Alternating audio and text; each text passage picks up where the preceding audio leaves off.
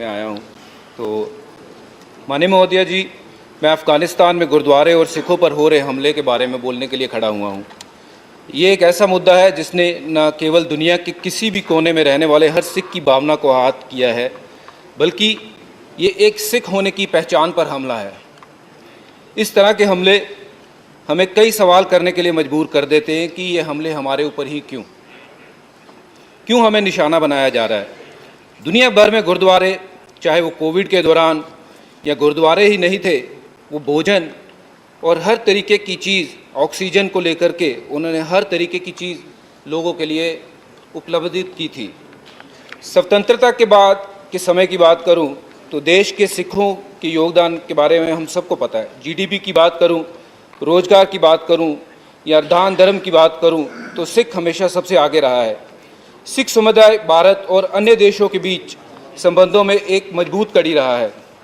वो अपने साहस, पराक्रम और कड़ी मेहनत के लिए जाने जाते हैं। और ये सब होने के बावजूद हमारे साथ ऐसा सलूक क्यों? 18 जून को काबुल में गुरुद्वारा दशमेश पिता गुरु गोबिंद सिंह करता पवन में कई धमाके हुए। परिसर की ओर जाने वाले किले और दरवाजे के बाहर उग्रवादियों ने गोलियां चला दी, जिसमें 2 लोगों की मृत्यु हुई और कई घायल हुए।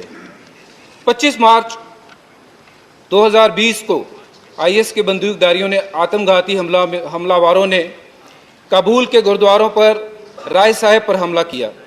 बताया जाता है कि इमारत में 200 लोग थे, जिसमें बच्चों समेत 25 सिखों की मौत हुई।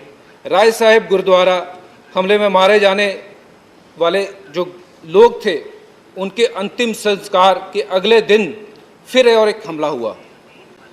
2018 में एक आत्मघाती हमलावर के पूर्वी शहर जलालाबाद में एक सभा पर हमला किया गया।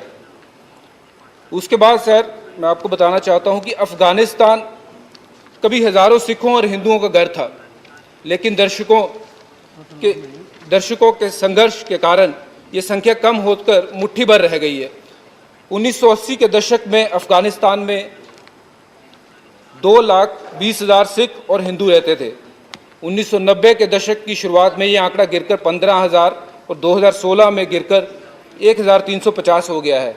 जलालाबाद के हमले के समय 1500 सिख थे। अब उसके बाद लोगों ने ये सोचा कि हम यहाँ नहीं रह सकते। तालिबान के सत्ता में लौटने से 300 लोग और कम हो गए, 300 सिख और कम हो गए हैं। अब केवल वहाँ पे 150 के आसपास